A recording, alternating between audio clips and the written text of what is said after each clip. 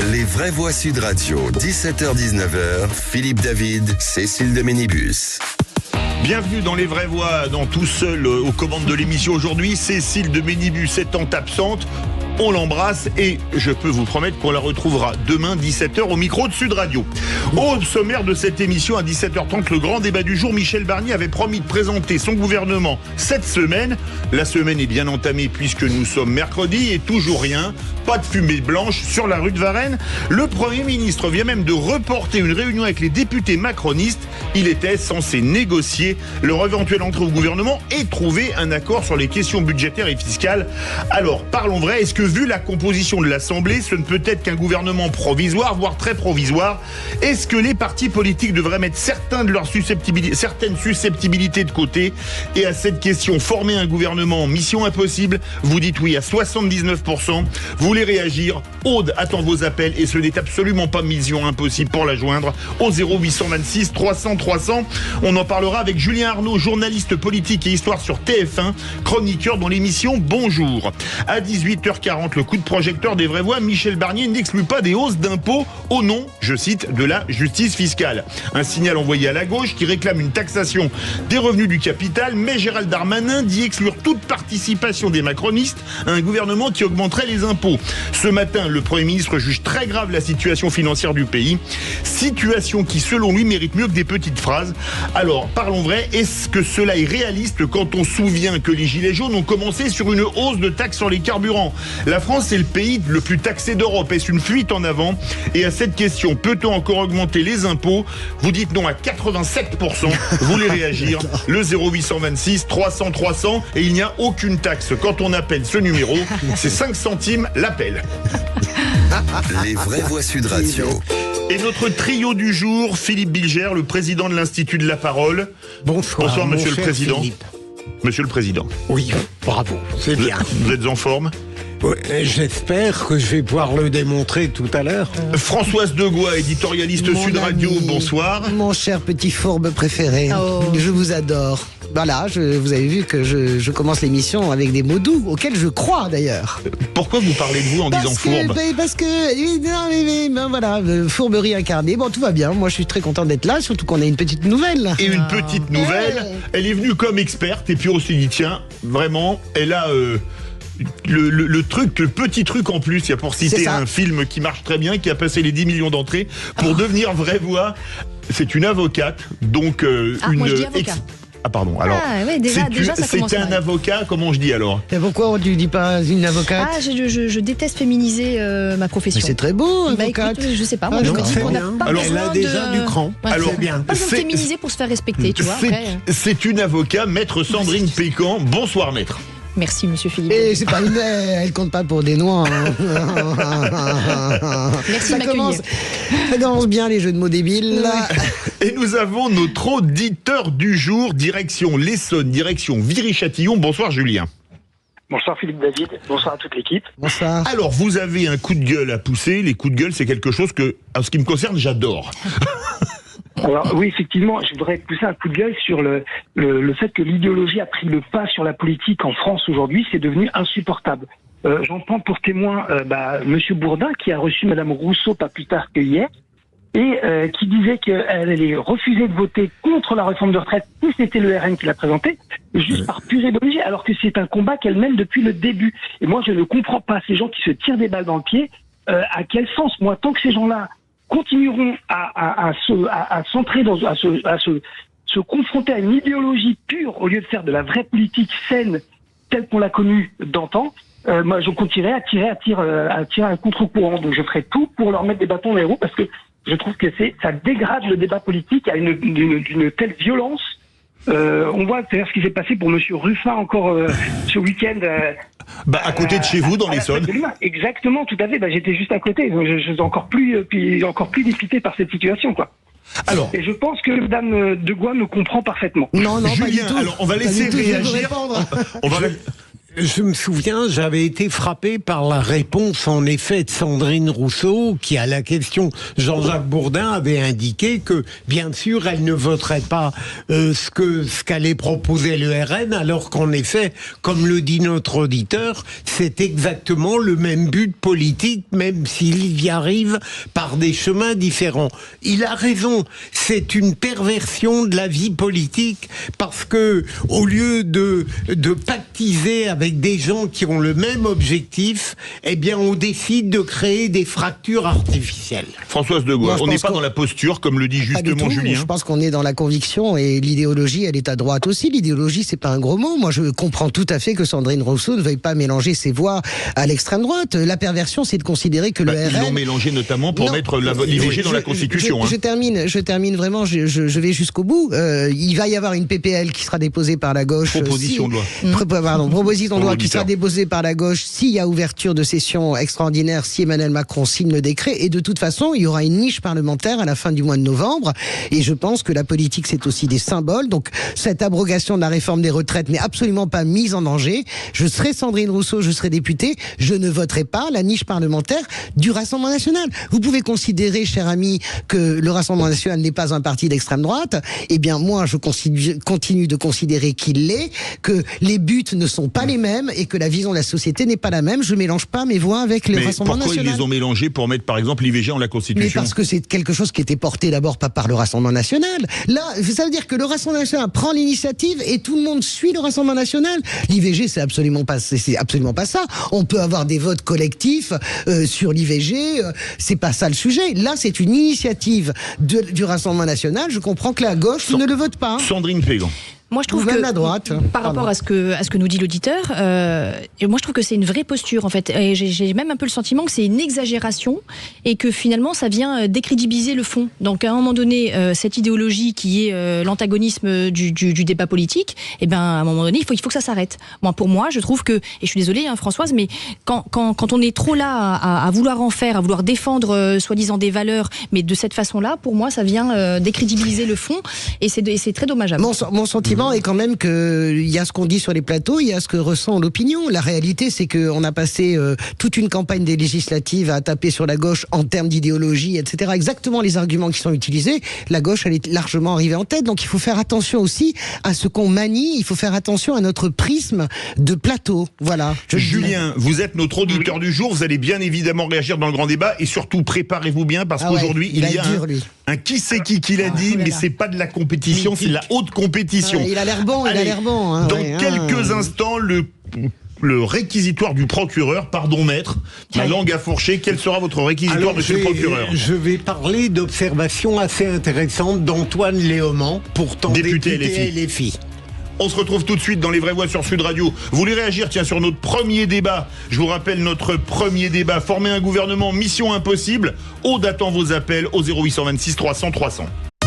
Les Vraies Voix Sud Radio, 17h-19h, Philippe David. Retour des Vraies Voix avec Philippe Bilger, Françoise de Gaulle et Sandrine Pégan. Ça se chauffe. Les débats commencent pendant les pubs, alors c'est parfait, mais on va le faire après, ne vous inquiétez pas. Les 3 mots dans l'actu, Félix Mathieu. Bonjour Félix. Bonsoir tout le monde. Et quels sont ces 3 mots?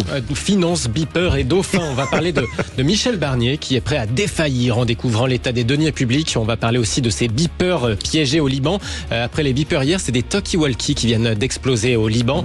Et puis on va parler aussi de ces bonnes âmes sur l'île de Ré qui ont sauvé 17 dauphins. On va vous raconter ça en 3 mots, donc finance, beeper et dauphin. Tout de suite, le réquisitoire du procureur. Les Vraies Voix Sud Radio, le réquisitoire du procureur. Philippe Bilger. Et c'est sur le député LFI Antoine Léaumont que vous voulez requérir, monsieur le procureur. Méfiez-vous parce que c'est un grand fan de Robespierre. Oui, mais en général, d'ailleurs, je n'ai jamais été très emballé par les propos d'Antoine Léaumont, mais en l'occurrence, là, au sujet des banlieues et du racisme, il a attiré mon attention et j'aimerais beaucoup votre avis sur ce qu'il a dit. Il a indiqué il l'a dit à la fête de l'UMA, que lorsqu'il était jeune, il est arrivé dans des quartiers populaires parce qu'il cherchait évidemment des logements à bon marché et que peu à peu, il se sentait devenir raciste parce que on lui disait que c'était des quartiers difficiles. Et puis, après réflexion, il ajoute aujourd'hui que le racisme est créé parfois par des médias qui, à propos des quartiers populaires, dessinent une image trop sombre et que jamais ils n'indiquent ce qui peut se passer de positif dans les quartiers.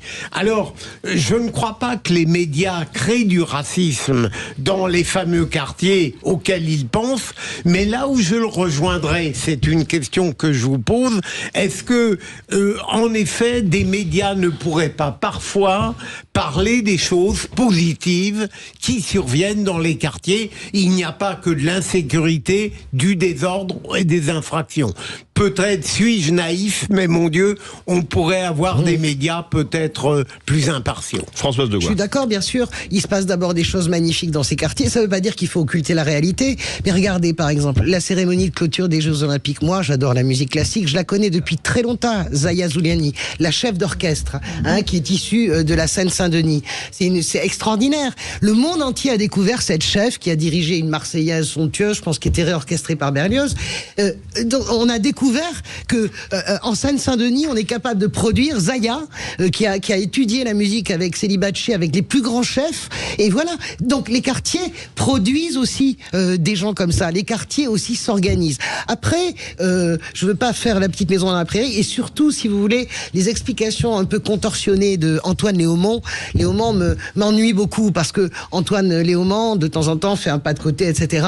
Depuis le 7 octobre, il fait quand même partie de la meute. Moi, vous savez à quel point j'ai défendu Mélenchon sur le plan social, sur le plan politique, mais ce n'est pas possible depuis le 7 octobre. Je n'ai pas envie de ces modulos, parce que je ne crois pas à ces modulos. En réalité, je n'y crois absolument pas. Et donc, j'entends ce que vous dites sur Antoine Léaumont. J'aime bien Antoine Léaumont, il a un certain savoir-faire, mais globalement, il est dans un écosystème qui ne me convient pas sur le plan politique. Sandrine Pégan. On sait de toute façon que ces quartiers sont défavorisés. Ça, voilà, on est tous là pour aller dans ce sens-là. Mais ces quartiers, ils créent des pépites. Et c'est là où je vous rejoins, Françoise. C'est que là, pour le coup, il y a des boxeurs qui aujourd'hui, voilà, sont de réputation internationale. Des pépites intellectuelles aussi. Bien sûr. Oui, mais on parlait, parce que je rebondissais sur ce que tu disais par rapport au Zaya, chef d'orchestre hors norme. Parce que donc par rapport aux Jeux Olympiques. Mais là où je rejoins peut-être Monsieur Léaumont, c'est que oui, j'estime pour ma part que les médias peuvent créer du racisme par rapport à ces quartiers défavorisés. Et je le vois, moi, par rapport aux tribunaux. Quand je suis sur le terrain, je vois la différence entre un Mathéo, pour ne pas parler d'une affaire comme récente, Darmanin, bien sûr. et un Mohamed. Bien Donc, sûr. et finalement, et on le voit aussi sur les plateaux télé, et quand on y est, on voit exactement comment ça fonctionne. À partir du moment où on sait que c'est une personnalité, ou en tout cas une mise en cause qui est de nationalité étrangère, ben forcément, il a un traitement qui est différent. Et je le vois aussi sur le terrain. Et donc, oui, j'estime que les médias créent un peu du racisme. Enfin, pas n'importe quel média, on sait très bien qui vise Léaumont, c'est-à-dire c'est le groupe Bolloré. Voilà, c'est ça la réalité, c'est News. Excellent. Oui, après, chacun est libre de faire ce qu'il veut de son choix, mais les gens peuvent absolument juger sur pièce. Mais il parlait en général, il parlait des médias. Oui, enfin en même temps, bon, il a tellement mis en cause le groupe Bolloré que ça Allez, va. tout de suite, 3 mots dans l'actu. Les vraies voix Sud Radio. 3 mots dans l'actu, Félix, qui sont finance, beeper et dauphin. Michel Barnier dit découvrir la situation budgétaire très grave de la France, les finances au cœur des tensions entre le nouveau Premier ministre et les macronistes sur la formation du futur gouvernement. Après les beepers piégés, des talkie-walkie viennent d'exploser au Liban, rapportent plusieurs agences de presse. L'attaque d'hier a fait au moins 12 morts et 2750 blessés. Le Hezbollah promet de punir Israël. Et puis quand des volontaires parviennent à sauver 17 dauphins échoués dans des parcs à huîtres sur une plage de l'île de Ré, c'est pas un remake de Sauver Willy, ça s'est vraiment produit hier. L'un des héros du jour va nous raconter. Les vraies voix Sud Radio. Qui c'est qui avait dit ça en arrivant à Matignon? Je suis à la tête d'un État qui est en situation de faillite sur le plan financier. Je suis à la tête d'un État qui est, depuis 15 ans, en déficit chronique. Je suis à la tête d'un État qui n'a jamais voté un budget en équilibre depuis 25 ans. Bon, ça peut pas durer. Je suis à la tête d'un État en faillite alors. Bon, vous l'avez peut-être reconnu. François Fillon, août 2007 de En mémoire. 2007.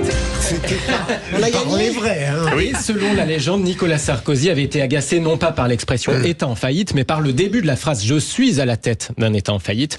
Quelques années après, Emmanuel Macron a sans doute avalé de travers, lui aussi, le nouveau Premier ministre Michel Barnier dit découvrir, je cite, « la situation budgétaire très grave du pays ». Suivez son regard quand on explique que ceux d'avant ont cramé la caisse, c'est rarement très amical. D'ailleurs, il y a de l'eau dans le gaz entre Matignon et les députés macronistes. Le ministre démissionnaire de l'Intérieur, Gérald Darmanin, pose ses conditions ce matin sur France 2. On ne peut pas rentrer dans la gouvernance sans savoir ce qu'on va y faire, monsieur. Le premier sujet, c'est aucune augmentation d'impôts. La situation budgétaire du pays mérite mieux que des petites phrases, répond Michel Barnier. Il reporte à on ne sait pas quand une réunion qui était prévue avec les macronistes pour discuter gros sous et futur gouvernement. Ça, on va y revenir dans quelques instants. En tout cas, certains font remarquer que le directeur de cabinet de Michel Barnier, Jérôme Fournel, il était en poste chez le ministre de l'économie, Bruno Le Maire, juste avant. Donc, bon, c'est compliqué pour lui de jouer la Vierge effarouchée devant les deniers de l'État, forcément. Question, est-ce que c'est possible d'avoir des ministres macronistes en devant tirer le bilan de la gestion financière d'Emmanuel Macron pendant 7 ans? Philippe Bilger. Il y a des acrobaties qui sont possibles. Parce que là, c'est vraiment triple salto arrière.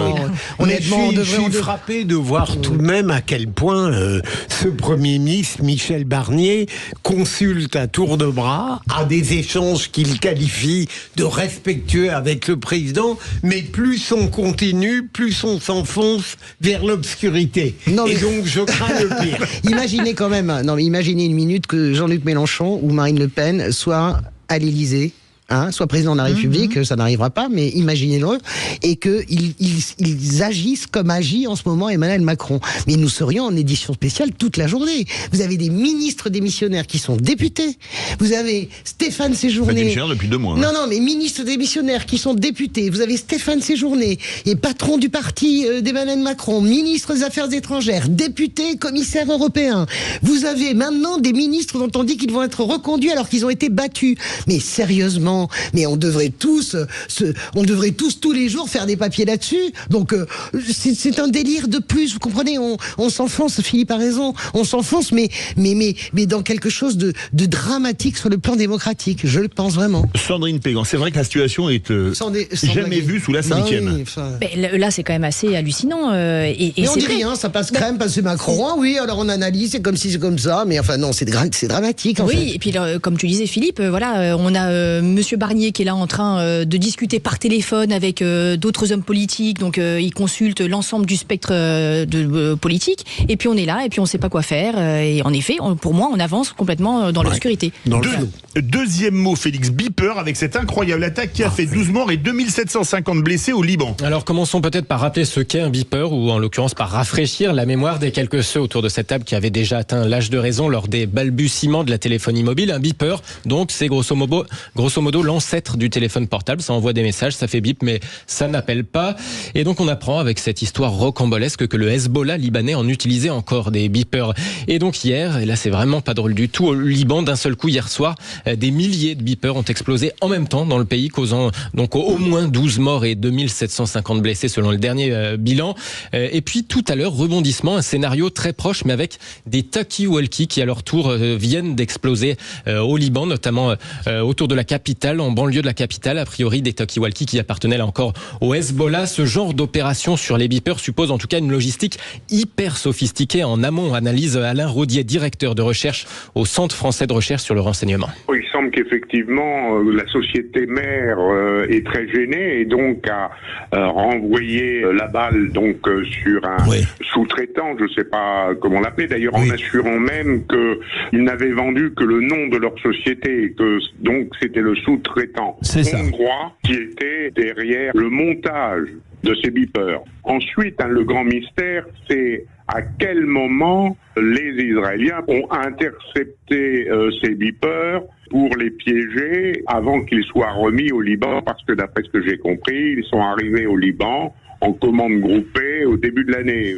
Alain Rodier avec André Berkoff ce midi sur Sud Radio. Le Hezbollah promet de punir Israël et de son côté, la diplomatie libanaise dénonce une escalade de la guerre. Troisième mot, dauphin, avec cette opération de sauvetage XXL hier sur une plage de l'île de Ré. 17 dauphins sauvés sur la plage de la Couarde-sur-Mer. Ils étaient 18 à s'être échoués à marée basse, pris au piège dans des parcs à huîtres. Alors après l'opération de sauvetage menée par plusieurs groupes d'intervention, un seul a succombé à ses blessures. Les 17 autres ont pu être mis à l'eau. Wael Bazi, éco-garde pour la communauté de communes de l'île de Ré, nous explique ce sauvetage de grande ampleur. Avec les différentes informations qu'on nous donne, on peut chacun aller vers un spécimen, le mettre dans une position de confort, parce que souvent ils sont retournés et malheureusement, vu qu'ils respirent par leur évent, ils peuvent mourir asphyxiés et aussi se blesser les nageoires. Donc on leur met un drap dessus et on arrose régulièrement pour maintenir leur peau humide et ensuite on peut les guider vers le large. Nous, on va juste les rassembler parce que c'est des animaux qui vivent en groupe, pour pas qu'ils aillent n'importe où. Et ensuite, on essaie de les guider en frayant un chemin à travers les parcs ostréicoles, qui est un petit peu compliqué, mais aujourd'hui on a réussi. Un témoignage recueilli par François-Louis Bourneau pour Sud Radio. Merci beaucoup Félix Mathieu. Dans un instant, le grand débat du jour. 2 semaines après sa nomination, Michel Barnier n'a toujours pas présenté de gouvernement. Ce dernier devrait toujours être annoncé cette semaine. Alors parlons vrai. Est-ce que vu la composition de l'Assemblée, ce ne peut être qu'un gouvernement provisoire, voire très provisoire? Est-ce que les partis politiques devraient mettre certaines de leurs susceptibilités de côté? Et à cette question, former un gouvernement mission impossible, vous dites oui à 77%. Vous voulez réagir? Aude attend vos appels au 0826 300 300. Notre invité Julien Arnaud, journaliste politique et histoire sur TF1, chroniqueur dans l'émission Bonjour, bonsoir, pour pas que ça se répète. Question cash, réponse cash. Pour arriver à faire un gouvernement, le mieux ce serait pas de délocaliser l'hôtel Matignon à Lourdes? Oh là, un miracle. Ah, vous allez loin là. Ouais, je pense que certains y croient, l'espèrent, le miracle. Je suis pas sûr qu'il arrive tout de suite. Eh bien écoutez, on va voir si le miracle arrive. On se retrouve dans quelques instants avec Aude qui attend vos appels au 0826 300 300. Les vraies voix Sud Radio, 17h-19h, Philippe David. Retour des vraies voix avec Philippe Billigère, Françoise Degois et Sandrine Pégan. Oui. C'est l'heure du grand débat du jour. Les vraies voix Sud Radio, le grand débat du jour. Michel Barnier avait promis de présenter cette semaine son gouvernement. La semaine est bien entamée puisque nous sommes mercredi et qu'il est pile 17h31 et toujours rien, pas de fumée blanche du côté de la rue de Varennes. Le Premier ministre vient même de reporter une réunion avec les députés macronistes. Il était censé négocier leur éventuelle entrée au gouvernement et trouver un accord tant sur les questions budgétaires que fiscales. Alors parlons vrai, croyez-vous à la formation d'un gouvernement d'ici dimanche? Et est-ce qu'en cas d'impossibilité, Macron ne devrait pas tirer les conséquences et démissionner? Et à cette question, former un gouvernement mission impossible, vous dites oui à 77%. Avec nous comme expert ce soir, Julien Arnaud, journaliste politique et histoire sur TF1 et chroniqueur dans l'émission Bonjour. On fait un tour de table rapide et on vous donne la parole parce que de toute façon, ils vont vous couvrir de questions. Philippe Billigère, mission impossible? J'espère que non, tout de même, mais on commence à battre des records de lenteur.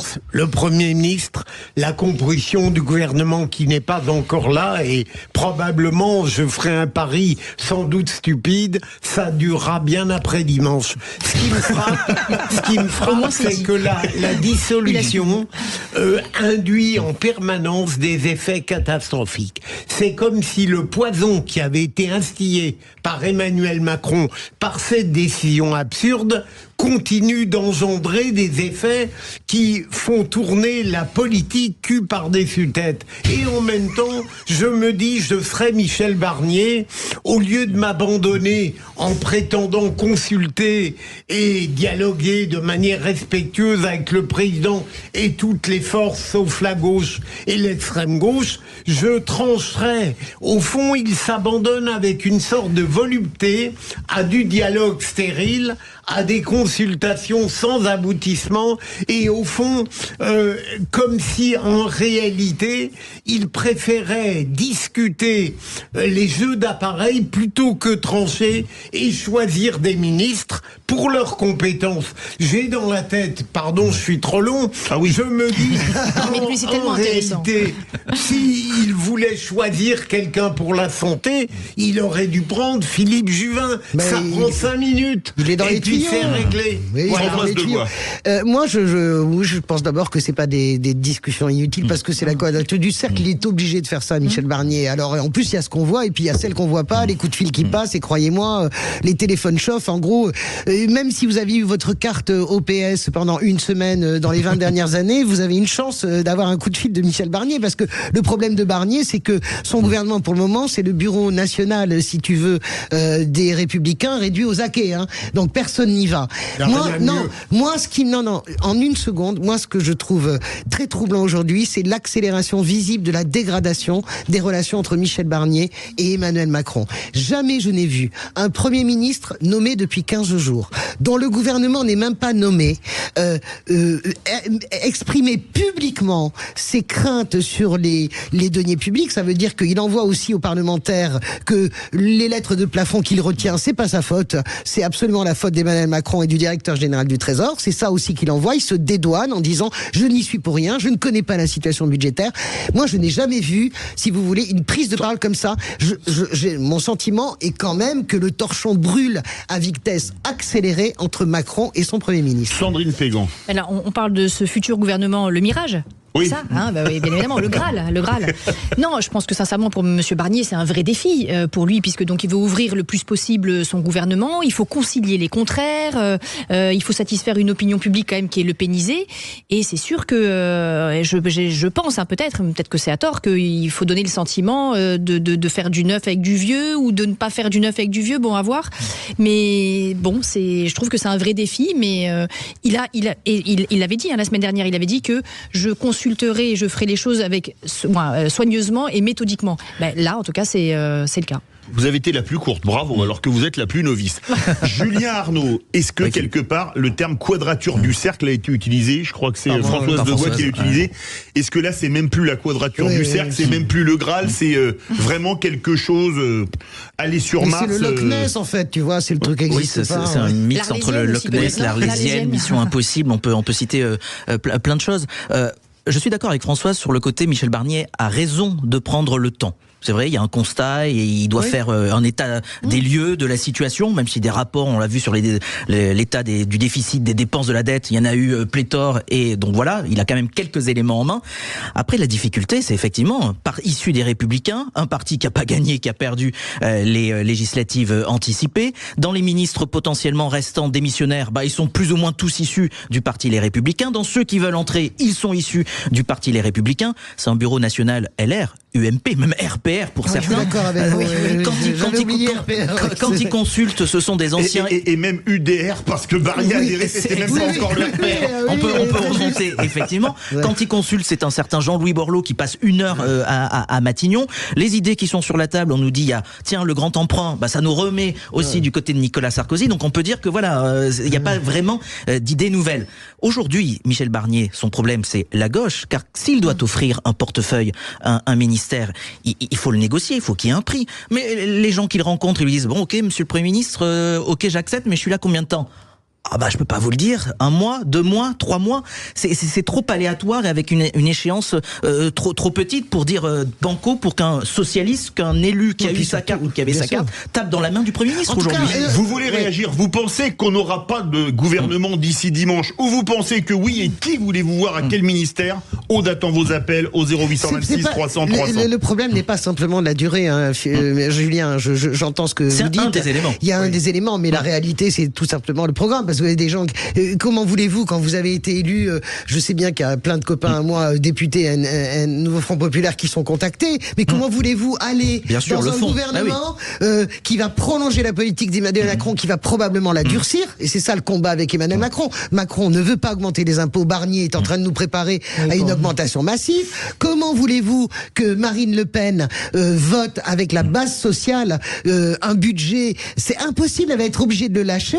Et la gauche ne peut pas aller dans un gouvernement qui est sous tutelle du Front National. Mais sans aller chercher midi à 14h, Françoise, un ministre démissionnaire des Transports, ancien maire de Dunkerque, socialiste, comment voulez-vous qu'il s'assoie à côté à la table du Conseil des ministres dans Laurent Wauquiez, par exemple? Ou avec Retailleau, c'est impossible. Oui, mais tout de même, Julien, là, je vais continuer dans une forme de naïveté qui n'est que trop naturel en politique, mais est-ce qu'il n'est pas frappant de voir quelqu'un comme Charles de Courson, pardon, qui dit on lui a proposé, il a dit non, et j'ai l'impression qu'à aucun moment dans ces gens qu'on a surestimés, tout de même, à aucun moment l'intérêt de la France ne vient au premier plan. Alors, je veux dire, un Charles de Courson pourrait tout de même, au lieu de dire qu'est-ce que je vais y faire, pourrait se dire, ministre, je tenterai de faire ce que je peux parce que l'intérêt du pays est en jeu. Est-ce que vous me jugez complètement naïf, mon cher Julien? Non, je ne vous juge pas naïf. Sur le papier, j'aurais tendance à dire, oui, vous avez raison, allons-y. Mais encore une fois, avec la réalité des faits, l'intérêt de la France, mais pourquoi faire à un moment donné? Certes, il peut dire, moi j'ai envie, j'ai peut-être toujours rêvé d'être ministre, mais pour l'intérêt de la France aussi, je veux y aller. Mais avec quelle échéance, quelle perspective et quelle marge de manœuvre je vais pouvoir avoir si Charles de Courson est à Bercy, par exemple? Sandrine Pégan. Julien, moi je me pose une question, parce que donc là, depuis tout à l'heure, on est en train de parler que c'est des députés démissionnaires qui finalement pourraient être à nouveau nommés, etc. Ouais. Donc pourquoi faire du neuf avec du vieux? Est-ce que le gouvernement, c'est une question que je me pose, pourrait pas être ouvert à des personnalités qui seraient issues de la société civile? Pourquoi repartir encore sur le monde politique? Mais est-ce que ça serait possible? C'est possible, et je pense que c'est ce que cherche aussi Michel Barnier. La réponse est toujours la même, difficulté de faire venir. Si vous êtes de la société civile, et on l'a vu chez les députés, simplement, si vous êtes dans une grande entreprise, si vous avez une fonction, vous dites je pars pour un mois, 2 mois, et je sais pas après si je vais pouvoir retrouver ce job. Oui, mais on et pour combien de temps pour les valeurs de la République. C'est ce que disait Philippe, effectivement, l'intérêt de la France, mais certains se disent non, parce que je sais pas ce que je vais pouvoir faire. Je vais compléter par le fait que la société civile, c'est toujours le fantasme et le serpent de mer. La réalité, c'est que la société civile échoue toujours, que ce soit les ministres de grands exercices de la société civile ou les députés, on l'a vu avec la majorité Macron sur le premier quinquennat. Et ce moment politique appelle des tempéraments forts et appelle aussi, c'est pas sale d'être un professionnel de la politique. Non, bien sûr. C'est pas sale, c'est pas un mauvais mot, pas plus être un idéologue qu'un professionnel de la politique. Ce gouvernement appelle des tempéraments forts et qui savent faire.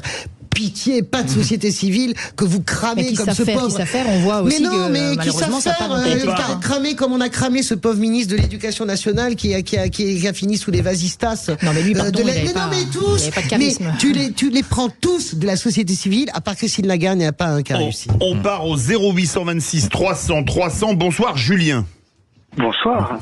Alors, vous avez des questions, une remarque pour votre homonyme d'ailleurs, Julien Arnaud. Et je vous demande, allez-y, réagissez en étant, s'il vous plaît, moins naïf que Philippe Bilger. Qui fait semblant d'être naïf. Je pense qu'effectivement, il a raison. C'est que là, le gouvernement Barnier commence très très mal, puisqu'il commence avec une patate chaude de 30 milliards de dollars de dette. C'est impossible de reprendre quelque chose de manière saine. Avec un départ pareil. Moi, je pense qu'il faudrait prendre tous les responsables signataires de toutes ces dettes et les envoyer directement dans les pays concernés par les dettes en question et leur dire voilà la personne responsable des dettes, débrouillez-vous avec cette personne. Nous, le peuple français, n'est pas responsable de ces dettes. Alors, vrai sujet, est-ce que ça, c'est pas le nœud gordien? Certaines rumeurs disent que Emmanuel Macron a dissous, il en avait parlé à son père 2 mois auparavant, c'est une indiscrétion qu'on a eue au début de l'été, enfin au milieu de l'été, en juillet, parce que le budget 2025 était radicalement infaisable, Julien Arnaud. C'est le sujet aujourd'hui. Mais dans ces cas-là, fallait laisser le Rassemblement national gagner, il était atomisé au bout de 2 mois. C'est pour ça, je pense qu'il a voulu refiler le budget pourri au Rassemblement national. Le problème, c'est que ça s'est pas passé comme il avait ça s'est pas passé comme il avait espéré, comme il avait envisagé. Mais c'est un vrai sujet. On vous sort toujours la date de 1974, dernier budget en équilibre avec Valéry Giscard d'Estaing. Très bien.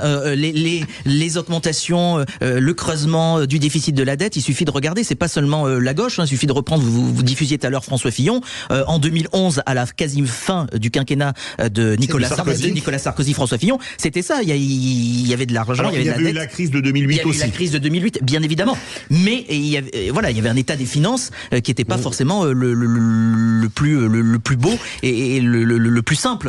Donc il y a un vrai sujet, que faire? Moi j'attends de voir ce que vont faire les LR, c'est très intéressant parce que souvenez-vous, ce sont eux qui avaient dit on verra à l'automne si on dépose une motion sur le budget, la question du budget. Aujourd'hui, ce sont eux qui vont être aux manettes avec à Matignon et un certain nombre de ministres.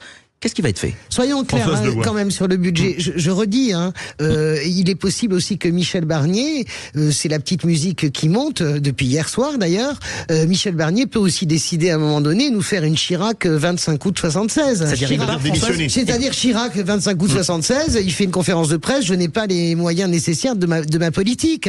Je veux dire, je ne pense pas, je fais pas de la politique fiction, on n'est pas là pour faire des séries de Netflix, mais la réalité aussi c'est qu'à un moment donné, si Michel Barnier se cogne au refus d'Emmanuel Macron de faire ce que lui pense nécessaire pour redresser les comptes du pays, et au refus, maintenant, on pensait qu'il aurait des problèmes avec qu'il fallait acheter la gentillesse des lepénistes, mais en réalité, le problème de Barnier aujourd'hui, c'est d'acheter la gentillesse des macronistes. Voilà. Et ça, c'est un problème. Est-ce que moi, je n'ai pas trouvé l'attitude d'Emmanuel Macron absurde quand il refusait de faire venir le nouveau Front Populaire en disant il sera renversé dès le lendemain. Mais est-ce qu'au fond, s'il avait respecté, selon certains, cette majorité, est-ce qu'on ne serait pas aujourd'hui dans de meilleures conditions, au moins politiques?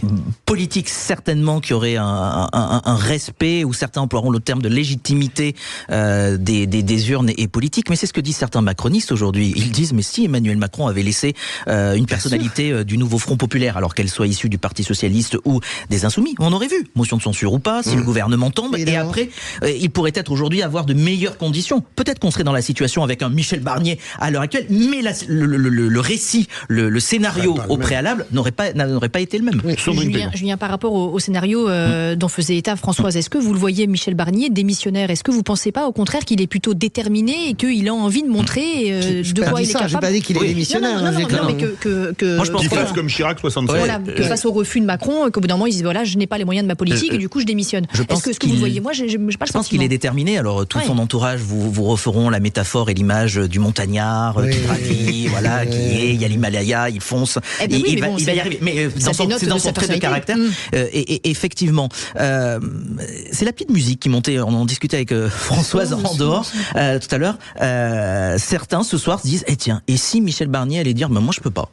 Voilà, simplement, Monsieur le Président, je ne peux pas. Je ne peux pas, je n'y arrive pas. Donc, la suite.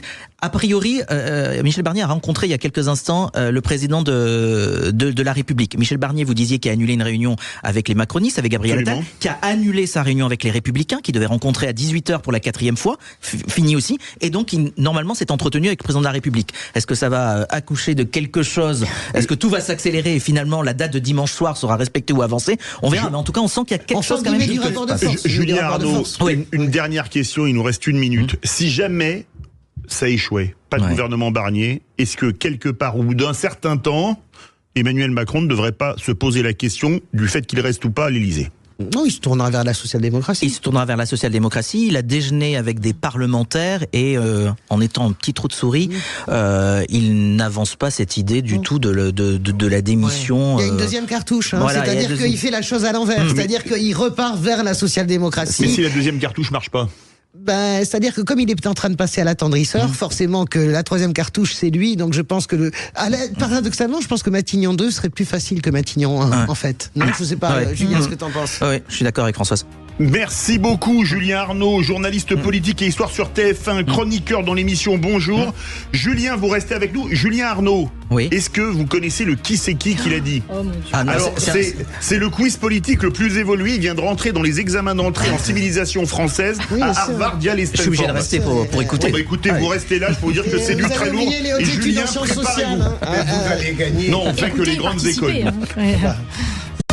Les vraies voix Sud Radio, 17h-19h, Philippe David. Retour des vraies voix avec Philippe Bilger, Françoise Degois, Sandrine Pégan, et il a tenu à rester pour voir le niveau de Harvard, Yale et je vais observer. En sciences politiques, Julien Arnaud, journaliste politique et histoire sur TF1 et chroniqueur dans l'émission Bonjour. Julien, alors vous Julien de l'Essonne, êtes-vous prêt pour le qui c'est qui l'a dit? Je suis prêt. Eh bien c'est à vous de lancer l'émission. Eh bien, c'est l'heure du qui c'est qui l'a dit. Les vraies voix Sud Radio, le quiz de l'actu. Alors, la règle, Julien, pas vous, Julien répond en premier et après, c'est la foire d'Empoigne, c'est le marché de Brive-la-Gaillarde comme chantait Georges Brassens. Première question, qui c'est qui l'a dit à 3 points. Michel Barnier, il m'a appelé, ça a duré 5 minutes, douche comprise. Wauquiez, je crois. Non. Merde, je sais pas. Allez-y. Philippe Brun. Non. C'est une femme et c'est Marine Tondelier. Bonne réponse de Julien Arnaud. 3 points. Ah bah là, il vous a douché d'entrée. là. C'est vrai, t'as raison. Qui c'est qui l'a dit? Julien de l'Essonne à 3 points. Emmanuel Macron n'a créé aucune empathie avec les Français. Alors je vous aide, c'est quelqu'un qui ne fait plus de politique, mais qui a été ministre, qui a été député, je vous aide, qui a même été président du Conseil constitutionnel. Non, bah c'est bien. Attends, Julien, non. Jean-Louis Debré. Bonne réponse de Françoise Degois. Là, franchement, je les mérite pas. Jean-Louis, je vous mets qu'un point, tiens, ça tombe. Non, mais je les mérite quand même. Allez, qui c'est qui l'a dit à 3 points, Julien, sur son éventuelle entrée au gouvernement? J'ai été sondé, j'ai répondu non. Carole Delga. Non. Karim Bouamran. Non. Bon, on en a parlé il y a 5 minutes. C'est Philippe Brun. Non. Non. C'est pas Philippe Brun, c'est Jean-Louis Debré. Non. Non, jamais 2 fois le même. Non, attends. Éric Ciotti. Non. On en a parlé dans le débat. C'est un socialiste? Non. Wauquiez. Non. Non. Jean-Louis Barrault. Charles de Courson. Bonne réponse de Julien Aubert. Bah 6 points.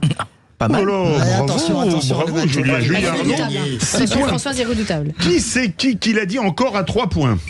Julien, il n'y a pas de corrélation entre insécurité et immigration. C'était ce matin sur Sud Radio. Je sais. Il l'a dit. Julien de l'Essonne l'a dit et il marque 3 points. Bravo Julien, bravo Julien. C'est un auditeur fidèle, ça, il écoute du matin au soir. Je m'incline. Alors il y a beaucoup de questions dures, mais là je vous trouve quand même très bon. On va faire un contrôle antidopage à la sortie. Enfin pas pour vous Julien évidemment. Hein. Qui c'est qui l'a dit à 3 points? Attention, celle-là elle fait mal. Oui, il y aura besoin d'augmenter les impôts. Julien. Ah bah c'est Bernier. Non. Alors non, c'est un autre qui l'a dit. C'est le gouverneur de la Banque de France? Non. C'est un maire de grande ville. Ah mais c'est Estrosi? Non. Lisnard. Non. C'est un maire de grande ville. Le maire de Reims? Non. Il a été ministre. Oui, d'accord. Bah d'accord. De l'agriculture. Fesneau. Non. Stéphane Le Foll. Bonne réponse de Françoise Degois, qui égalise avec Julien Arnaud, puisque ça fait 3 points. C'est pas du jeu, on passe notre vie à écouter ces conneries. Oui, alors celle-ci, là, vous allez être contente. Sandrine Pégan passe à 2. Ah. Qui c'est qui l'a tu fais dit? du dégressif maintenant, c'est vraiment dégueulasse. Les prix baissent avec le temps, c'est la période des soldes. Qui c'est qui l'a dit à 2 points, Julien? Il n'y a pas de godillot aujourd'hui dans l'hémicycle. Un paquet, donc c'est un menteur. Mais là, j'ai pas d'idée. C'est une femme. Julien. Je ne sais pas. Aurore Berger? Non. Prisca Thévenot? Non. Maud Bréjon? Non. C'est une femme. Aurore Berger? Agnès Privé. Bonne réponse de Julien Arnaud qui marque 2 points et qui prend la tête. C'est la guerre. Oh là là. Non. Qui c'est qui l'a dit? Allez, à 3 points. Je ne suis pas désœuvré, je ne suis pas en attente. Julien. C'est sur son entrée au gouvernement. Alors là, j'ai aucune idée. Louis Alliot, non? Non, c'est un maire de grande ville. Manuel Valls. Estrosi? Ouais, non. Bonne réponse, David Lisnard, le maire de Cannes. Et Sandrine Pégan, il faut y La aller. dernière, mais c'est Julien qui est en train de gagner. La dernière. Qui c'est qui l'a dit à 1 point? Oh, bah, je peux pas le rattraper. Plus nos idées progressent, plus le système médiatique se radicalise. Julien. Oh, c'est facile. Ça, c'est une personne d'extrême droite, je pense. Je pense à quelqu'un du camp de Zemmour, peut-être à Non, c'est pas Zemmour. Bardella. Bonne réponse de Françoise Degois, Jordan Bardella. Eh bien, écoutez, on fait les comptes. Ah non, ça ira. Julien Arnaud, 8 points. Alors, pour une première, c'est parfait. Françoise Degois, 7 points. Julien et Philippe Bilger, 3 points. Et voilà. C'est beau. On va dire que Sandrine Pégan avait un problème de micro. C'est pour ça. Et oui, à chaque fois, je tapais. Je vous l'avoue, ma bonté me perdra. Dans quelques instants, on se retrouve pour l'auditeur de jour et on prendra. Merci à vous, Julien, de Viry-Châtillon. Et merci à vous, Julien, aussi. Alors, Julien, vous avez fait une très belle prestation, là, hein, de Viry. Julien? Oui. Vous avez fait une très belle prestation, hein. Ben, merci. J'ai fait de mon mieux. Et bien, c'était très bien avec 3 points. On se retrouve tout de suite après le journal pour l'auditeur du jour. Et ensuite, on partira à Toulouse où les champions olympiques, les médailles olympiques défilent ce soir. On sera avec Christine Bouillot. Les vraies voix Sud Radio, 17h-19h, Philippe David. Retour des vraies voix avec Philippe Bilger, Françoise Degois et Sandrine Pégan. Pour votre première, ça va, ça se passe bien, ça se passe vite? Vous êtes à l'aise et ça se passe très très vite. Bon, vous êtes en bonne compagnie globalement. Je ne vais pas parler de tout le monde. Ne parlons pas trop vite, mais... Non. À 18h40, le grand débat du jour. Peut-on encore augmenter les impôts? Oui, c'est une chose évoquée par Michel Barnier, le Premier ministre. On vous pose cette question. Et pour le moment, sur Twitter, on peut dire que vous ne donnez pas dans la nuance, puisque vous dites non à 88%. Vous voulez réagir. Aude attend vos appels au 0826 300 300. Allez, tout de suite, le répondeur, c'est Gilles de l'Ariège. Oui, bonjour, c'est Gilles de Saint-Géron-de-l'Ariège. Je vais faire des réflexions sur le grand débat du jour concernant Thierry Breton. Moi, je pense que Thierry Breton a démissionné car Michel Barnier va le prendre dans son gouvernement. Comme c'est l'ancien ministre des Finances de Jacques Chirac, je pense que Michel Barnier est en train de constituer son gouvernement et qu'il va le prendre. C'est pour ça qu'il a démissionné. Voilà, c'était mon avis personnel. Alors c'était le grand débat du jour hier sur est-ce que c'est un coup dur, une gifle pour la France, la démission de Thierry Breton. Clairement. Et on donne la parole à tout le monde et Gilles dit mais si après tout, comme il est quand même plutôt proche des Républicains, que Michel Barnier a été commissaire européen lui aussi, pourquoi pas une entrée au gouvernement? Il a été formel, hein, Thierry Breton, dans tous les échanges. Il a été poussé... Non, il a été formel dans tous les échanges qu'il a eu avec les gens qui le connaissent particulièrement bien. Moi, ce n'est pas mon cas, mais en tout cas, j'ai vu ces échanges. Il est formel. Jamais il ne rentrera dans ce gouvernement. En plus de ça, il considère véritablement, Thierry Breton, on le laissera s'exprimer quand il voudra le faire, mais il considère que c'est une trahison totale de la part d'Emmanuel Macron. Emmanuel Macron ne l'a pas défendu avec Ursula von der Leyen et il a placé Stéphane Séjourné. Donc, je peux affirmer quasiment à 99% qu'il ne rentrera pas dans ce gouvernement. Il ne veut pas. Ce bruit, en effet, je l'ai entendu également. Je l'ai entendu aussi. Mais je crois en effet qu'il ne le fera pas. Pour les mêmes raisons que Françoise? Notamment, et puis parce que il a d'autres perspectives, je pense. Mais et puis ce serait finalement rendre par une douceur une humiliation qu'il a subie. Hein. Sandrine Pégan. Moi, ça me fait juste penser à Monsieur Dupond-Moretti qui avait bien dit fermement je ne rentrerai jamais au gouvernement. Alors certes, il n'avait pas la même stature que Thierry Breton, mais en attendant, voilà, une fois qu'on lui a proposé, il y est allé gaiement. Non, mais il a été contacté. Bien sûr, Thierry Breton, mais mon sentiment est quand même qu'il est, je reprends la gifle et la douceur, c'est pas qu'une gifle à la France, c'est une gifle à Thierry Breton. C'est une gifle à Emmanuel Macron, mais il faut bien comprendre que dans cette affaire, c'est Emmanuel Macron qui a infligé une gifle à son commissaire européen. Et donc, il n'y a aucune raison, avec la stature de Thierry Breton, qui n'est pas Éric Dupond-Moretti, qui est 14 tailles au-dessus, il n'y a aucune raison qu'il fasse ce cadeau. Je ne le vois pas. Enfin... Tout de suite, le tour de table de l'actu des vraies voix. Tiens, c'est quoi votre tour de table, Philippe Bilger? Le prix de la dissolution. Françoise Degois. C'est l'anniversaire de Samuel Paty aujourd'hui, il aurait eu 51 ans. Et pour vous, Sandrine Pégan? La notion de consentement dans la définition du viol. Et dans quelques instants, juste avant vos tours de table, on va prendre la direction de Toulouse. On va retrouver Christine Bouillot, puisqu'il y a la parade des médaillés olympiques dans la Ville Rose. Et ça fait toujours du bien, d'aller dans la Ville Rose. D'ailleurs, je rappelle que les vraies voix seront à Saint-Gaudens, au Salon Les Pyrénées, comme Patrick Roger, d'ailleurs, comme Vincent Ferniaud, comme Judith Belair. À partir de jeudi à Saint-Gaudens, donc, c'est le grand salon des agriculteurs pyrénéens, français, andorran, espagnol, et passer par la Ville Rose, c'est toujours un plaisir. Allez, on se retrouve sur Sud Radio. Les vraies voix Sud Radio, 17h-19h, Philippe David. Retour des vraies voix avec Philippe Bilger, Françoise Degois, Sandrine Pégan. On prend la direction de Toulouse. Retrouver Christine Bouillot pour la parade des champions. Bonsoir Christine. Bonsoir Philippe, bonsoir les vraies voix, bonsoir tout le monde. Salut. Bonsoir. Alors, comment se passe cette parade des champions toulousains? Les Toulousains ont quand même, on peut le dire, bien carburé au JO. Alors, une petite question, tiens, quiz mon cher Philippe. Au classement des médailles, si Toulouse était un pays, Toulouse se classerait en quelle position selon vous? 40e place? Non, 8e ou 9e je pense, grâce à Léon Marchand, non? Ah bah il y a Léon Marchand, oui, il y a Léon Marchand. Oui, alors il y a avec Léon Marchand, 8e, 9e, je dirais. 10. Alors, tout compris, 16e, c'est déjà pas mal. On se classerait entre l'Espagne et la Suède, devant l'Irlande et le Brésil. Ah oui. Ça a de la gueule, non? Ah oui, le Brésil, plus de 200 millions d'habitants, c'est quand même pas mal. Classe, à Toulouse, on est loin de 200 et quelques millions.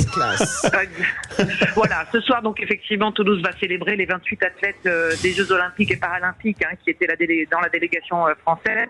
Et au total, ce sont des athlètes qui sont revenus avec 19 médailles, 8 en or, 7 en argent, 4 en bronze, toutes les deux disciplines confondues. Alors évidemment, avec un carton pour Léon Marchand, 4 médailles d'or, 1 de bronze.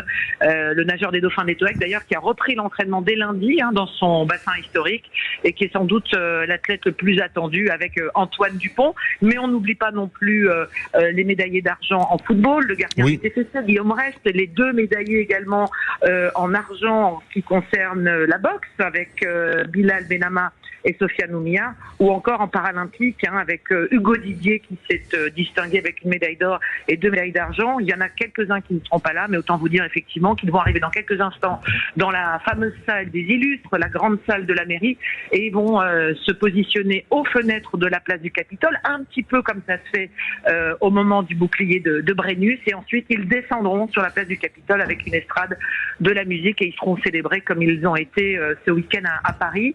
Beaucoup d'attentes, beaucoup de jeunes, véritablement une très grosse envie de toucher presque du doigt ces athlètes qui ont fait rêver les Toulousains. C'est une jolie fête et en plus, pour couronner le tout, le soleil, le grand et beau soleil est arrivé sur la place du Capitole, ce qui promet une joyeuse fête tout à l'heure. Christine Bouillot, vous qui avez été internationale de handball, je crois que vous avez vu 53 sélections, il me semble. Diriez-vous, alors peut-être vais-je tomber un peu dans le chauvinisme, que Toulouse est la ville la plus sportive de France? La plus belle, c'est un pléonasme. Oui. Alors, attention, je suis marseillaise. Donc, quand on regarde les résultats et les chiffres, évidemment, mais on peut toujours faire mieux. C'est ce que les acteurs du sport toulousain disent aux élus, que ce soit au maire de la ville et puis aux autres responsables des collectivités territoriales. Alors évidemment, c'est une ville très sportive qui est dominée par le rugby, mais on a effectivement découvert la galette et la galaxie des Dauphins du Toec avec tous ces champions qui ont brillé, et notamment Léon Marchand, parce que c'est vrai que Léon Marchand, les spécialistes le connaissaient avant, on savait qu'il était attendu, on savait qu'il allait briller parce qu'il avait annoncé ses ambitions juste avant, mais là c'est la France entière et même au-delà qui a découvert ce sportif. Je viens de croiser d'ailleurs le président des Dauphins du Toec qui me disait qu'il n'est pas loin de pouvoir signer pour construire une énorme piscine, ce parc nautique qui permettrait effectivement d'accueillir, parce qu'ils ont eu 25% de demandes en plus. Donc ils cherchent des créneaux, ils cherchent des lignes d'eau pour pouvoir accueillir tous les jeunes et moins jeunes qui souhaitent se jeter dans le grand bain et devenir peut-être des Léon Marchand de demain. Donc ce qui fait on va dire la force aussi du collectif, c'est effectivement l'envie.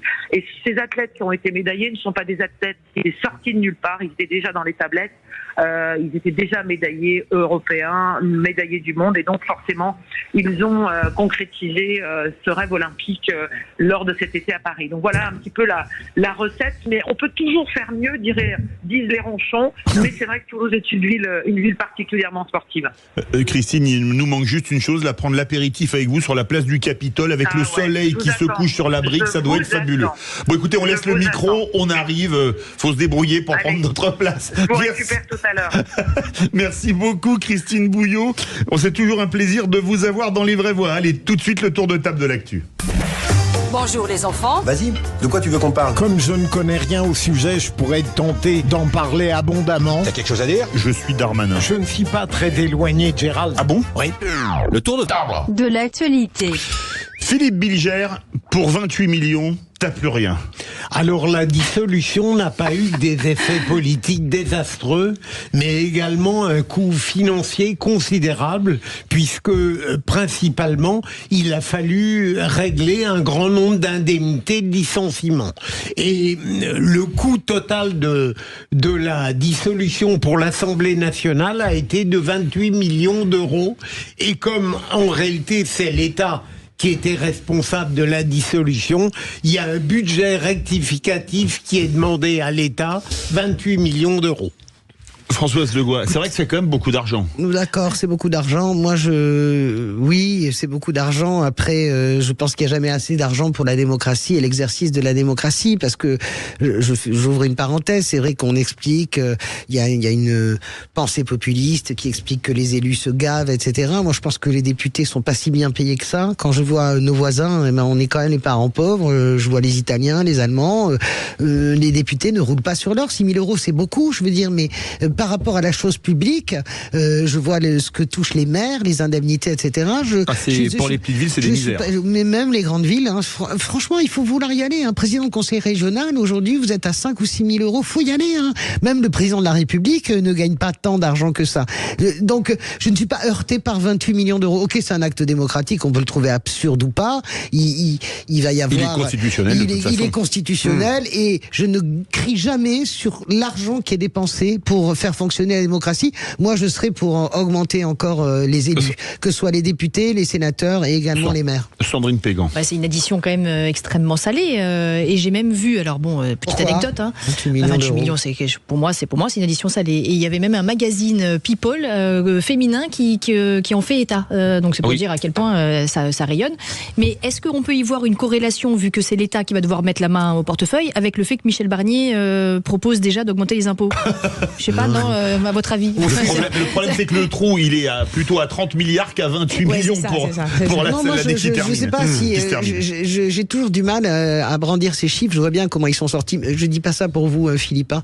Mais je redis, en réalité, la politique est un métier au sens noble du terme. Je pense qu'il faut donner les moyens aux élus de fonctionner. Je le redis, peut-être que ça vous fait hurler dans votre voiture, mais je vous assure que les députés, même les ministres, vous avez un ministre de plein exercice, il gagne 8 000 € par mois ou 9 000 €. Bien sûr, c'est beaucoup d'argent sur le papier, mais la vie, ça n'est pas une vie de château, c'est une vie d'intensité, etc. Donc moi, ça ne me choque absolument pas, en réalité, qu'on dépense de l'argent pour la démocratie. Françoise Degois, votre tour de table, il aurait eu 51 ans aujourd'hui, c'est Samuel Paty. Ouais, grand chagrin aussi, parce que on a été bouleversé par 2015 avec le mot très fort de François Hollande qui disait cette année ensanglotée.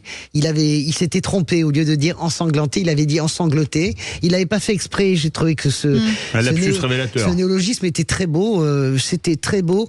Et il y a un autre drame, moi, Samuel Paty, ça m'a vraiment bouleversé à un point inimaginable. Un professeur d'histoire géo qui est étranglé, égorgé, décapité même le 16 octobre devant son établissement scolaire.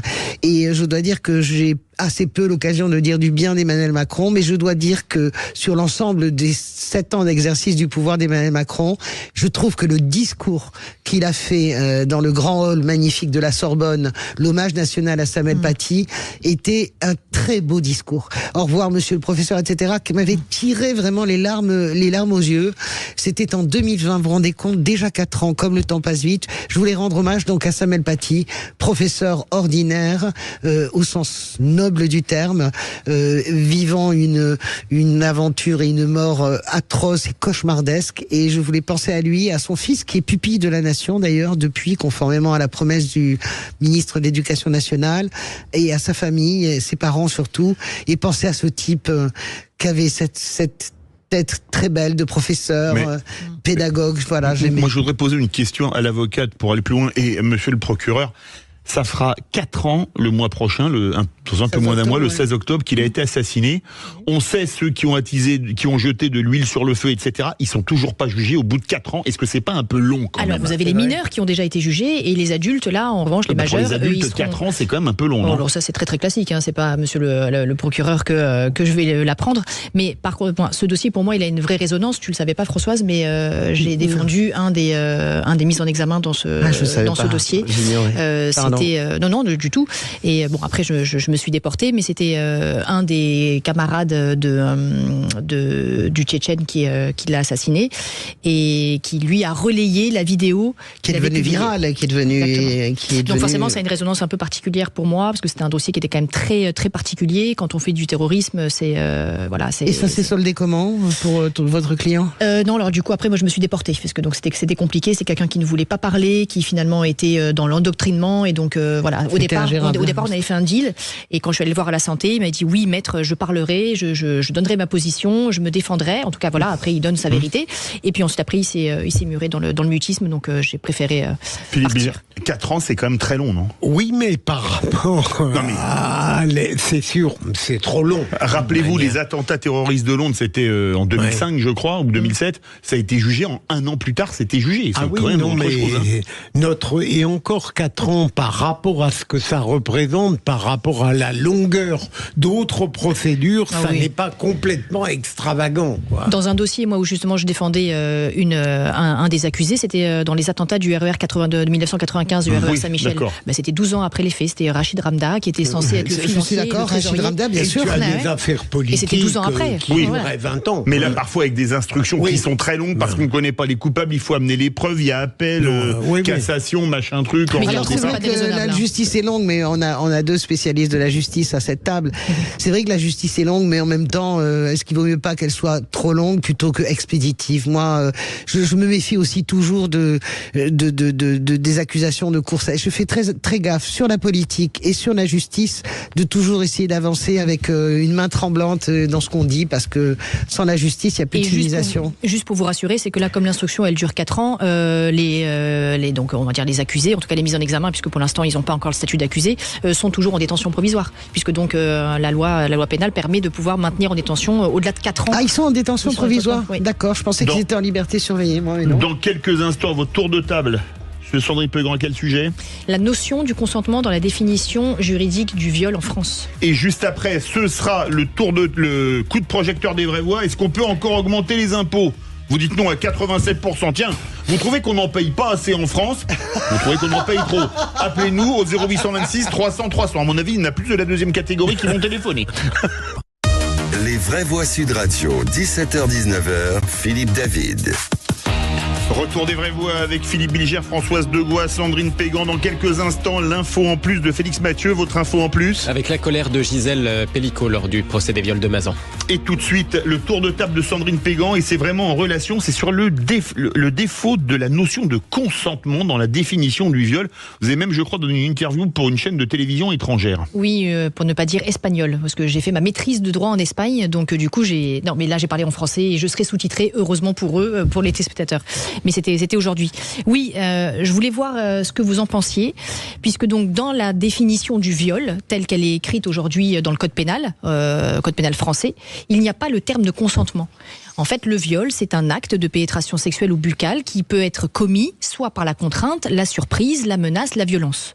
Et donc aujourd'hui, il y a une pression qui est assez importante sur le législatif, mais aussi par rapport à l'actualité judiciaire, et notamment par rapport au procès de Mazan. Je crois que là, personne n'est passé à côté, c'est pas possible. Bien sûr. C'est de savoir si on réécrit cette définition du viol, et si on met le terme de consentement, puisque l'absence de consentement aujourd'hui n'est pas prévue. Qu'est-ce que vous en pensez? Moi, je suis bien sûr complètement d'accord, mais d'abord Philippe Bilger, ça m'intéresse. Oui, parce que moi, ça m'intéresse. Vous qui avez souvent été procureur. Non, mais il parle très bien de la justice. Par rapport à la pratique des cours d'assises, je juge que la notion de consentement n'a même pas besoin d'être exprimée dans la définition du viol, parce que lorsqu'on a un président valable, ça arrive tout de même, lorsque l'accusé dit elle était consentante, la moindre des choses, c'est de lui demander quels sont les signes qui vous faisait apparaître qu'elle était consentante. Mais à partir du moment où la pratique des cours d'assises ne rejoint pas cet idéal dans le questionnement, peut-être n'est-il pas absurde, peut-être, de rajouter la notion de consentement dans l'article. Françoise Degois. Mais j'ai la même a priori, parce que je pense que la justice a ceci d'extraordinaire, c'est qu'elle est subtile en réalité, et que la subtilité doit être écrite, sinon c'est pas la justice, c'est la barbarie. C'est la vengeance, on en a déjà parlé. Et donc, les arguments de Philippe sont exactement... Je les aurais pas formulés ainsi parce que je n'ai pas la pratique des cours d'assises qu'il a. C'est-à-dire, en gros, partant d'un idéal où ça va de soi, en fait. C'est ce que nous explique Philippe Bilger. Moi, je pense que, justement, ça ne va pas de soi. Il y a une grande bataille au Parlement européen là-dessus. Vous savez très bien que Emmanuel Macron et tous les macronistes, d'ailleurs, ont refusé cette idée-là de la définition du viol, parce que il y a des pays qui sont s'oppose à cela, parce que ça irait de soi. Eh bien, moi, je pense que rien ne va de soi et je serais absolument pour que ce soit formulé, vraiment de A jusqu'à Z. Et tout de suite, l'info en plus de Félix Mathieu. Et vous ? Moi, je pense qu'aujourd'hui, elle n'a pas besoin d'être mentionnée parce que je trouve que déjà la jurisprudence de la Cour de cassation est assez complète. Il y a des décisions qui font état de viol par sidération psychique, par exemple. Et là où je rejoins Philippe, c'est qu'il y a un problème de compétence des magistrats. Parce qu'aujourd'hui, quand on est sur le terrain, il y a des dossiers et si les magistrats ne traitent pas bien le dossier, eh ben on passe à côté. Et donc, ça serait plutôt une compétence des magistrats. Et donc, pour moi, il faudrait plus allouer un budget conséquent sur les services enquêteurs que réécrire une loi. Tout de suite, l'info en plus de Félix Mathieu. Les vraies voix Sud Radio. Et au procès des viols de Mazan, la victime Gisèle a répondu sur un ton très déterminé à des avocats de la défense. Avec des mots qui l'ont fait particulièrement réagir tout à l'heure. Il y a viol et viol, avait estimé un peu plus tôt un avocat de la défense pour distinguer acception juridique et acception médiatique. Gisèle Pellicot donc a vivement réagi. Un viol, c'est un viol, dit-elle, et elle développe pour dénoncer des insinuations, comme nous le rapporte l'agence France Presse. Depuis que je suis arrivée dans cette salle d'audience, je me sens humiliée. On me traite d'alcoolique, que je me mette dans un état d'ébriété tel que je serais complice de monsieur Pellicot. Elle ajoute, parce que j'ai fait du naturisme, je serais exhibitionniste. J'ai l'impression, dit-elle encore, que la coupable, c'est moi et que derrière moi, les 50 sont des victimes. Alors Gisèle Pellicot remet les choses au clair sur ce qu'elle a subi entre 2011 et 2020. Dans l'état où j'étais, je ne pouvais absolument pas répondre à qui que ce soit. J'étais dans un état de coma et les vidéos qu'on va diffuser vont pouvoir l'attester. Elle ajoute, c'est tellement humiliant et dégradant d'entendre cela. Du côté des accusés, en tout cas, son ex-mari ne nie pas, lui, la gravité des faits. Il dit regretter, il a demandé pardon tout en sachant ce pardon pas acceptable. Il explique ses déviances par un viol subi à 9 ans, puis un autre viol collectif auquel il aurait été contraint de participer à l'âge de 14 ans, comme le raconte maître Béatrice Zavaro, l'avocate de Dominique Pellicot. D'après ce qu'il en dit et de ce que les experts ont confirmé, manifestement, il y a des déviances qui étaient inhérentes à Dominique Pellicot de par certains traumatismes subis pendant l'enfance.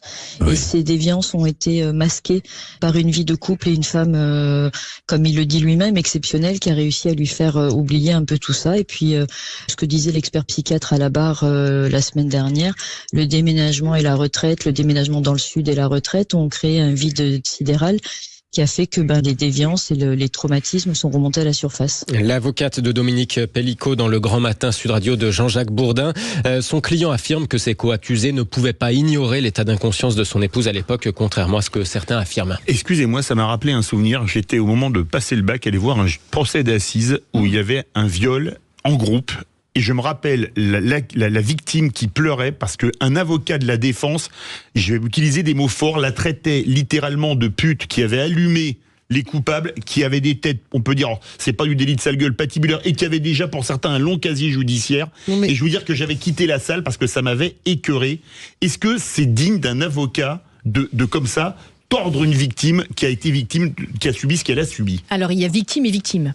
Là, Gisèle Pellicot, elle est victime aux dernières nouvelles. Oui, d'accord, mais là, par rapport à à ton anecdote, sincèrement, je vous assure que c'est la réalité. Il y a aussi des prétendues victimes qui dénoncent des faits de façon mensongère. Ça existe aussi. Et ça existe. Mais là, il y a des vidéos, il y a tout. Oui, bien sûr, mais c'est là où je n'accepte pas son positionnement à Madame Pellicot, c'est que elle se victimise alors que de toute façon son mari et les autres co-accusés reconnaissent cette notion de viol. Donc finalement, pourquoi aujourd'hui elle vient de dire que les avocats de la défense jouent simplement leur rôle, mais on est obligé non pas de décrédibiliser, on va dire la stature de la victime, mais parfois il faut faire état aussi de faits qui sont dans la sphère privée et qui peuvent dénoter quelque chose sur la réalité des faits. Vous avez totalement raison, mais je crois qu'elle fait référence à beaucoup d'insinuations et d'accusations qui sortent de la cour du tribunal correctionnel, et notamment sur X.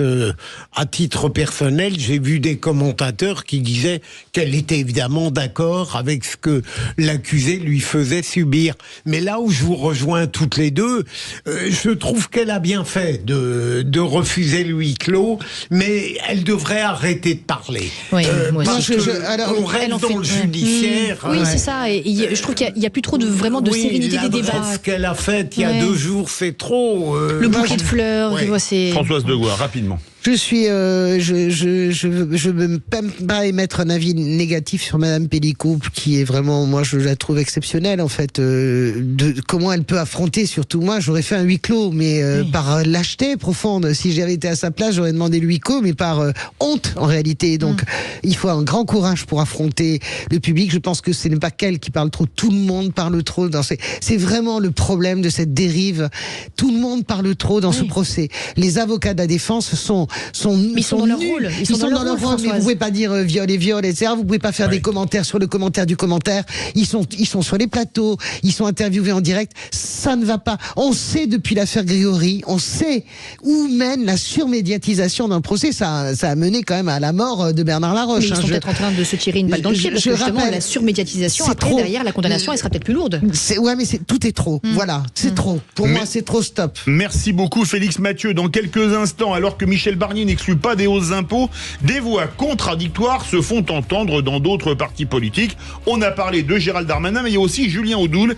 Est-ce que cela est réaliste, des hausses d'impôts, quand on se souvient que les Gilets jaunes ont débuté pour une affaire de taxe sur les carburants? La France est le pays le plus taxé d'Europe. Est-ce une fuite en avant? Et à cette question, peut-on augmenter les impôts? Vous dites non avec un score brejnevien de 88%. Vous voulez réagir? Appelez-nous au 0826 300 300. Les vraies voix Sud Radio, 17h-19h, Philippe David. Retour des vraies voix avec Philippe Bilger, Françoise Degois, Sandrine Pégan. Michel Barnier n'exclut pas des hausses d'impôts au nom, je cite, de la justice fiscale, un signal envoyé à la gauche qui réclame notamment une plus grande taxation des revenus du capital. Mais Gérald Darmanin dit exclure toute participation des macronistes à un gouvernement qui augmenterait les impôts, à une augmentation des impôts qualifiée de ligne rouge par Julien Audoul, le député RN, ce matin. Ce matin d'ailleurs, le Premier ministre juge très grave la situation budgétaire du pays, situation qui selon lui vaut mieux que des petites phrases. Et à cette question, peut-on encore augmenter les impôts? Vous dites non à 88%, vous voulez réagir? Aude attend vos appels au 0826 300 300. Philippe Bilger, est-ce qu'on peut encore augmenter les impôts? En général, lorsqu'on pose la question aux citoyens, faut-il augmenter les impôts? Il a tendance, lorsqu'il est comme moi, qu'il n'est peut-être pas un technicien, il dit ça n'est pas la peine d'augmenter les impôts.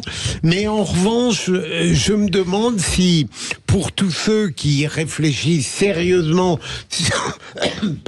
sur la charge fiscale, je me demande si cette ligne rouge ne devient pas un peu délirante par rapport à l'état de la France. Il me semble, mais sans que je sois moi-même un spécialiste, qu'on pourrait, avec du courage politique, faire passer le message selon lequel les circonstances d'aujourd'hui imposent une augmentation ciblée des impôts. Je ne sais pas où et de quelle manière, mais ce ne serait pas un scandale ni pour la droite ni pour la gauche. Françoise Degois. Oui, en mettant cette ligne rouge, Gérald Darmanin, de toute façon, bloque le jeu. Enfin, c'est pas que Gérald Darmanin. Il y a Julien Audoul aussi. Et Gabriel, mais c'est normal. La base sociale du Rassemblement national, elle est sociale, la base des électeurs. Comment voulez-vous accepter des impôts? Mais Julien Audoul n'est pas le premier. Marine Le Pen l'a dit déjà la semaine dernière. Gérald Darmanin le dit au nom de l'ancienne majorité Macron. Je vois que Gabriel Attal est en train de faire sa propre story en racontant dans Le Point qu'il a une histoire à écrire avec les Français. Vous avez bien compris que ça, c'est la vengeance des députés macronistes à la dissolution et au fait que la droite a été balayée, laminée, et que c'est elle qui se retrouve à gouverner. Donc, il faut bien comprendre dans cette déclaration, ça n'a rien à voir avec les impôts, c'est la révolte, si vous voulez, des troupes macronistes contre le patron. C'est ça que ça dit. Sandrine Pégan. Moi, je vais encore parler par rapport à ma pratique sur le terrain, c'est que je vois que la pression fiscale, elle est vraiment trop lourde.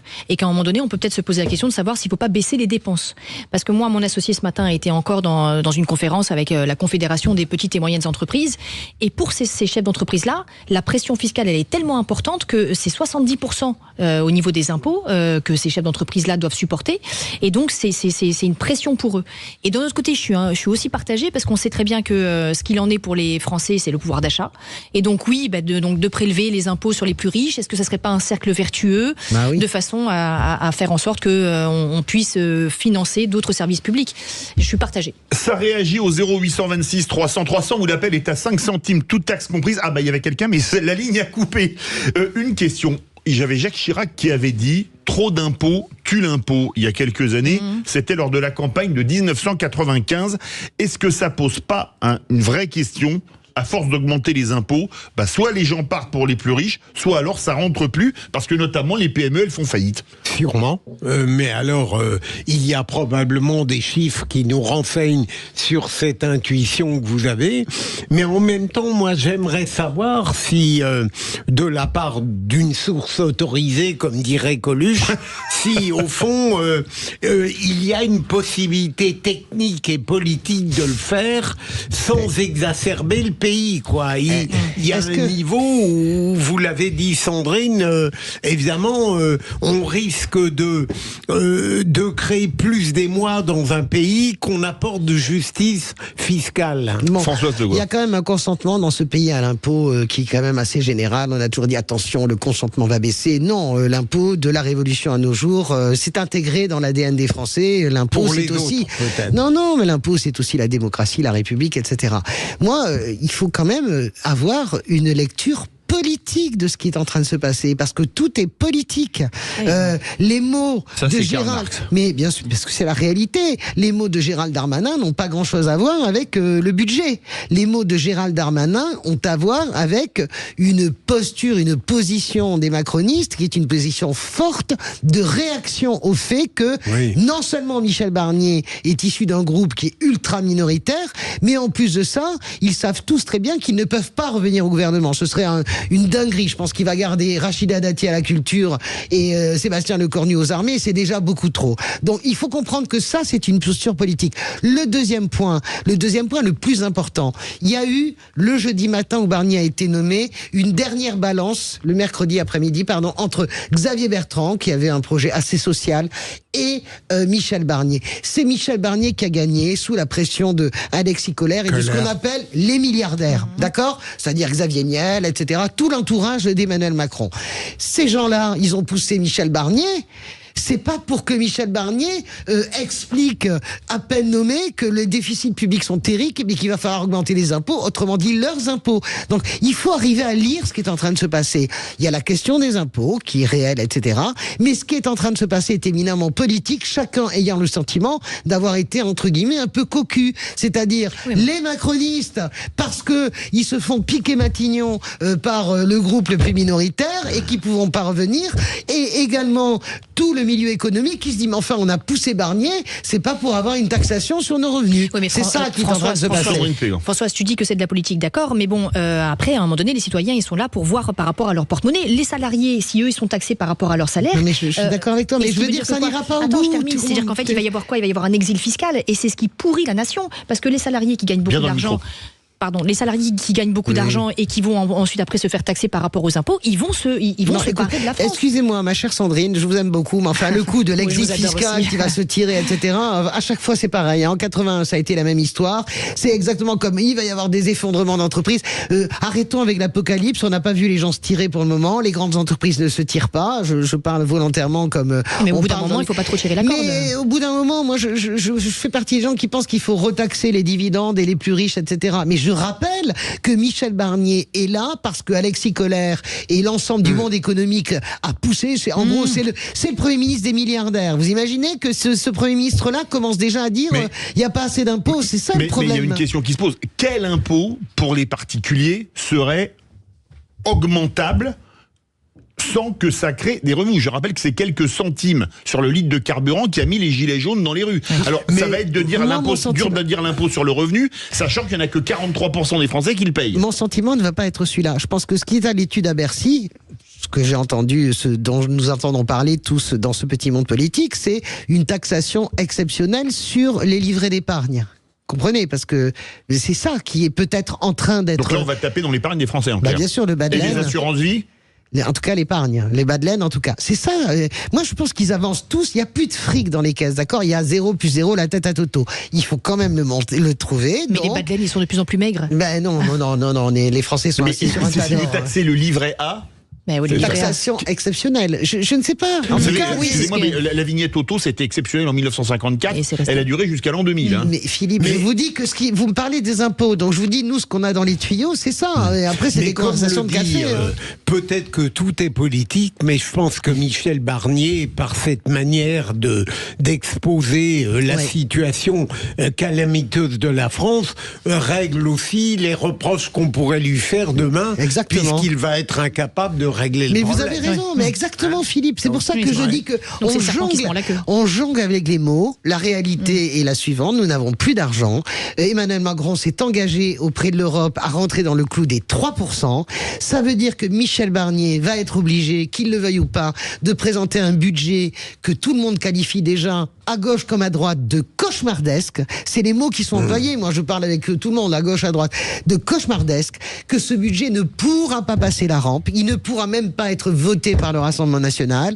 Et donc, tout s'effondre. Enfin, on est déjà face à ce qui va être l'effondrement du mur du budget. C'est même pas la peine de raconter midi à 14h, quoi. Ça ira pas plus loin que le budget, c'est pas possible. On n'a plus qu'à souhaiter bonne chance à Monsieur Barnier. Oui. Parce que visiblement... Oui, moi, je lui souhaite pas bonne chance du tout. Il a accepté une mission qu'il n'avait pas acceptée, en fait. Comme disait Michel Audiard, je crois que c'est Michel Audiard qui disait ça, à force de nous taxer, il va bientôt nous rester plus que l'impôt sur les eaux. Merci beaucoup. C'est pas de moi, c'est d'Audiard. Merci Philippe Bilger, merci Françoise Degois, merci Sandrine Pégan pour votre première. Merci. Vous avez aimé? Super, elle était très bien, on peut applaudir. Vous êtes tellement bienveillant avec moi, chaleureux. Je vous aime. Dans quelques instants, les vrais voix responsables, et on va rêver. La semaine dernière, c'était l'espace, ça nous avait fait rêver. On va parler, parce qu'il y a un congrès à Paris, les journées francophones de radiologie diagnostique et interventionnelle. Dans quelques jours, on va parler des nouvelles technologies d'imagerie médicale. Et ça va aller jusque dans l'espace. Wow. C'est absolument exceptionnel. On aura 4 professeurs avec nous. Le professeur Valérie Laurent, le professeur Alain Luciani, le professeur Tania Vacher, le professeur Vincent Vidal, tous spécialisés dans de la radiologie, mais de manière différente. C'est absolument passionnant. Restez bien avec nous dans les vraies voix responsables de Sud Radio. Tout de suite, les incontournables de la crypto-monnaie.